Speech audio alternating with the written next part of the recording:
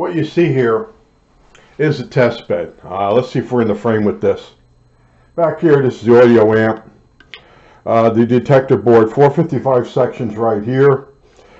This is a mixer here, which takes the output of the prescaler and gives you a range of 2.255 megahertz to 3.255 on the Huff and Puff oscillator. So what I did was I took a Collins schematic for one of their radios and looked at it and see how they able to do dual conversion. This is a dual conversion receiver, and what I did was I have modules, and this is a front end RF module which only allows 80 meters to go through. Okay, and the reason you put that on there is it prevents some image signals from sneaking in. Okay, so you come in here to the RF stage, and you should have an amplifier on there, but you really don't for testing. You come in there, you go to this prescaler, and this prescaler takes the 80 meter band, which they define it as 3.2 megacycles to 4.2 megacycles. Okay, now that down converts it to 2.8 megacycles to 1.8 megacycles. All right, now megahertz. I keep saying megacycles because I'm freaking old, and that's what we used to call it. So anyway, this all worked. This is an NE602. So in other words, you come in through your RF amp into this, and CHU Canada, which is on 3.33 megahertz, becomes 2.67. So if you take the output right here and go to your radio and set your radio at 2.67 megahertz, you'll pick it up. So the down converter works. And then your oscillator, your main tuning oscillator, goes between 2.55 megahertz to 3.25 megahertz, no matter what frequency scale you're on, because you just changed the crystal in the prescaler. So that's why when you look at a Collins radio, the oscillator, the main oscillator, has this big freaking coil that's tunable, and it's got a ferrite slug in it. Big. It's about 2 inches in diameter.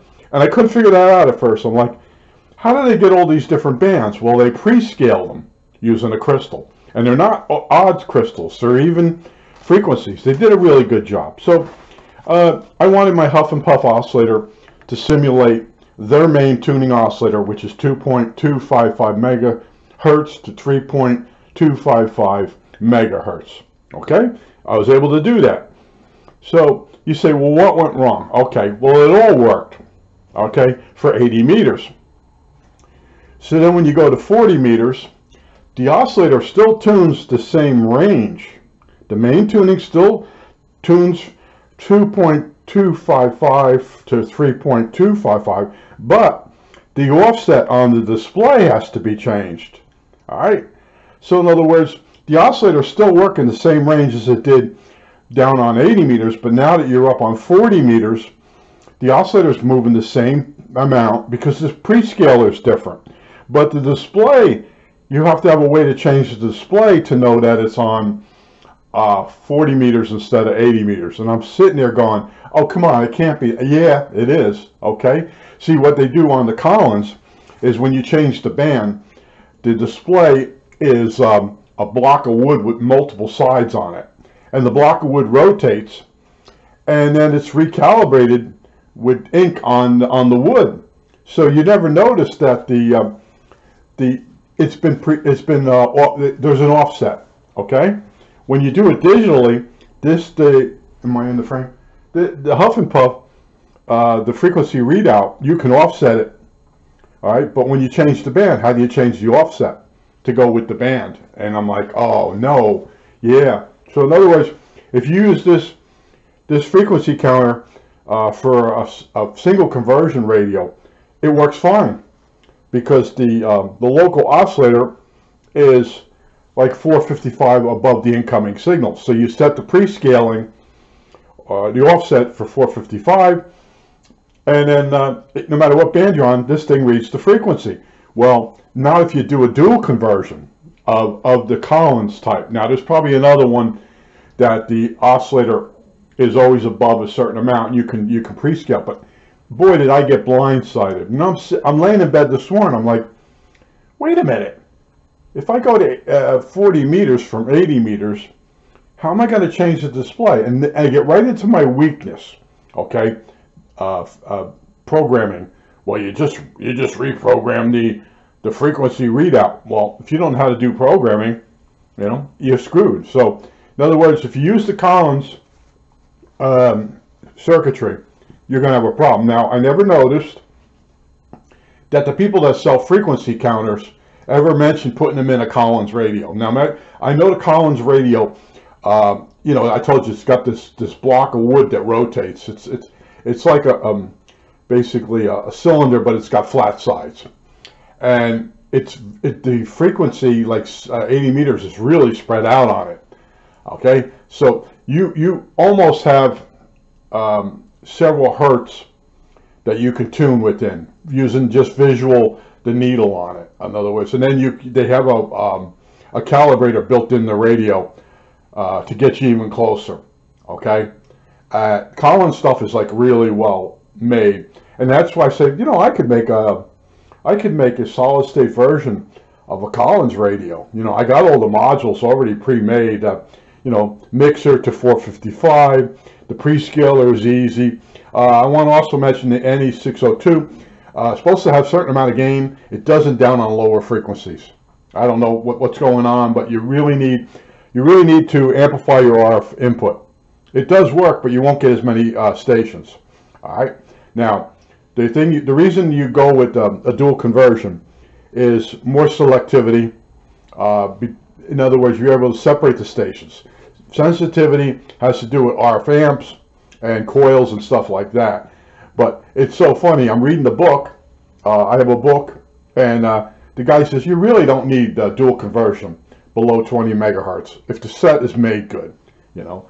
But Collins did dual conversion on the lower frequencies to really go the extra mile.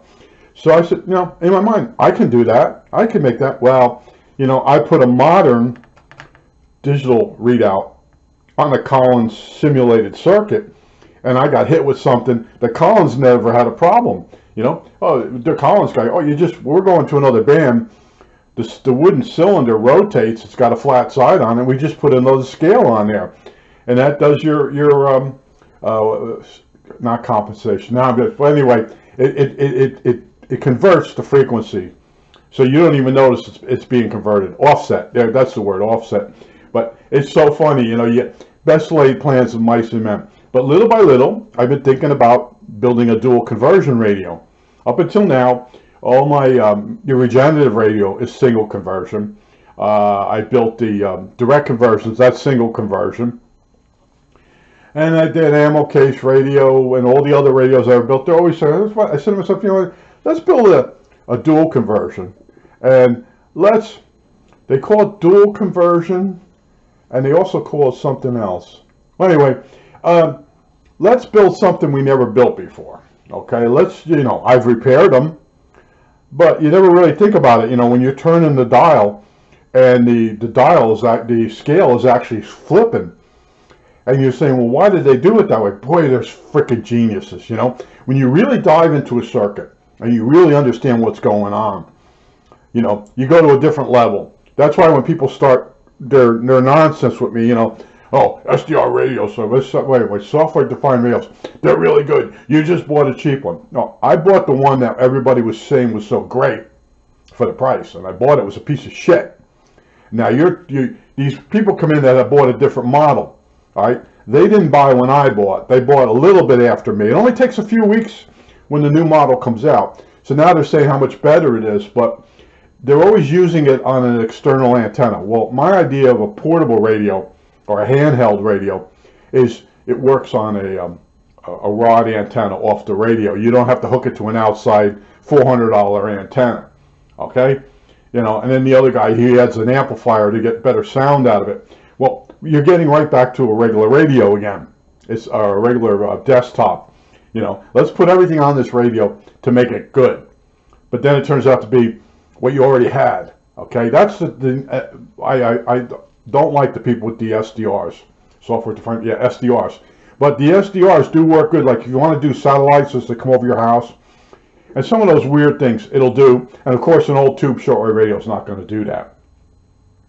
And you could pick up, in some cases, police and fire in your town with it.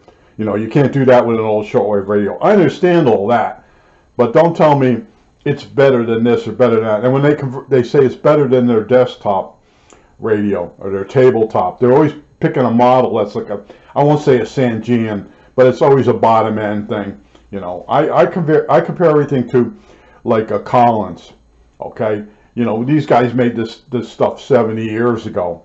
Yeah, 70 years ago, and it's still one of the top radios now. You know, and in some cases it's actually better.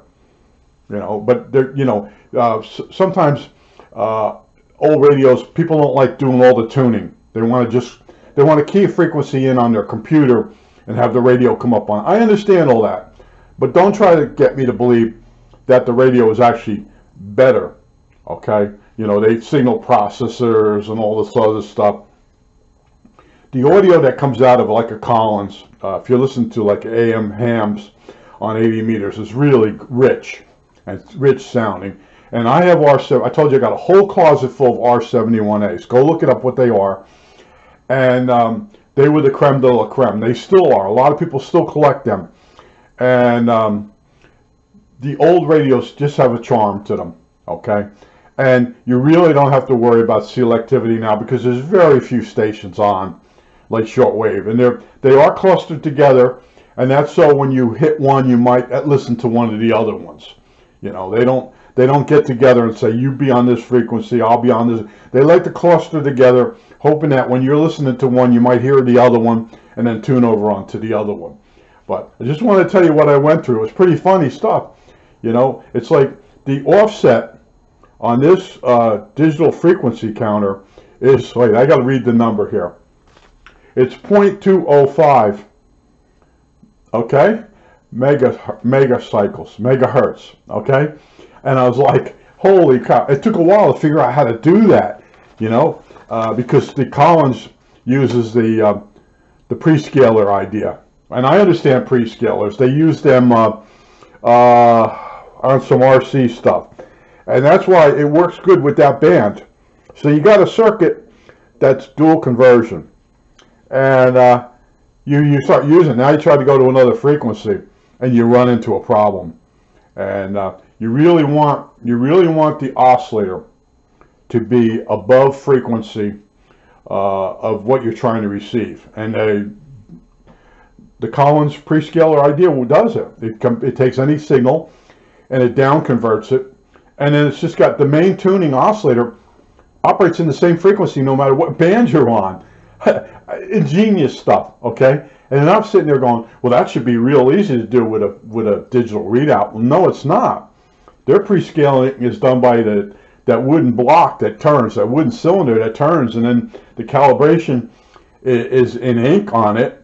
And it's got the numbers that it's converting to, and you're like, well, it says 9 megahertz, but you're really not really receiving 9 megahertz at that point. It's been changed in frequency twice, which is dual conversion, and what you're listening to is 455 that's been rectified or detected.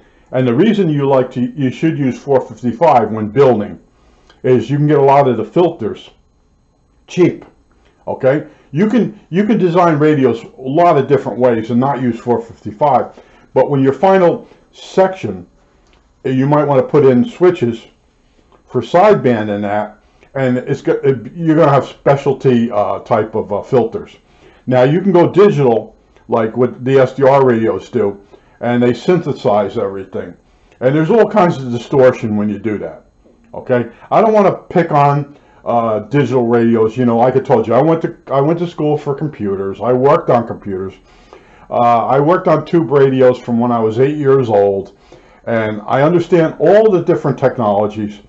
And sometimes, yes, you do want to have a handheld radio and sit in a chair and dial through the frequencies. And then sometimes you want to have a really clear sounding radio picking up the hams or whatever you want to listen to. You know, little radios have crappy little sound, and yes, you can put a pair of headphones on it, and there's always around stuff. But in the end, it's what do you really like to listen to? And in my case, I told you I really like the circuitry. So I kept sitting there, I'm thinking, you know, I never built a dual conversion radio before. And it kept working on me. And I said, you know, I got all the modules. And then I go looking at the Collins. I said, you know, I'm going to go look at the king of all dual conversions. And I look at that, and I saw they use like a prescaler. And man, I can't tell you how many hours I had to keep looking at that going, what the hell are they doing there? And then they prescale. And then after a while, you're changing bands, but the main tuning is still the same range because they prescaled it down. And you're like, how could they do that? That's because they wanted that real honking size ferret plunger inside that coil. Go look at that coil that's in a Collins. And they only wanted to put one of them in the radio. So they convert all the frequencies. And like I said, the 80 meter bands is 3.2 megahertz to 4.2. Okay, it actually will do CHU Canada. I like for testing to have the front end of the radio do CHU Canada, because then I can follow through and get an idea how well it's working, and if it is working, you know, because during the day 80 meters is not very busy. So in other words, you have to have a frequency that you can make sure your circuitry is working. I think that's about it. I hope you enjoyed it. I know the stuff I work on is maybe 100 people in the United States might be interested in it. You know, the Huff and Puff, that was really limited. You know, if I do a cat video, I have a three-legged cat out here. Some people call him Stumpy, and some people call him Tigger. And I could go out there with my camera and talk to him and videotape him, get him to walk and show everybody how he survives with only 3 legs and the whole thing, and that would get so many hits. I'm going to tell you right now, that sucker would get 50,000 hits in probably less than a week. Okay, but this type of video that I'm doing is for someone that's thinking about, you know, I thought about doing a dual conversion, and then you go look at the Collins circuitry, and you're like, what the hell? What's it down? It's a prescaler, okay, and they use even. The one model uses even crystals. Like in my case, I'm using a 6 megahertz crystal to down convert the 80 meter bands. Very confusing, and it takes a while to get into it. And then right away that the prescaler worked, and I knew to look for CHU Canada, do the math, and that would come out of the just, you know, simple circuit like this, and it comes out at 2.67 megahertz or megahertz. Now I'm confusing myself. And then you pick it up with your, you know, my DX390, which does everything, except, you know, satellites and stuff like that. But in other words, that's the radio I use for testing stuff. I can use that as a 4.55 megahertz, 0.45 megahertz IF. I can use it as a 1,000 megahertz IF. That's what I do. That's how I tested that circuit. I didn't have to build the whole thing. All I did was put an RF front end in there, converter, and the output went right over to the R390, and I put in the calculator 3.33 megahertz, and I subtracted that from the 6 megahertz crystal, and I got 2.67 megahertz, keyed in that on the DX390, and bang, there it was. There was CHU Canada. So I know my prescaler was working. Oh, and then I did some other frequencies on it through it. Knew the prescaler was working. I think that's it. All right, that's it.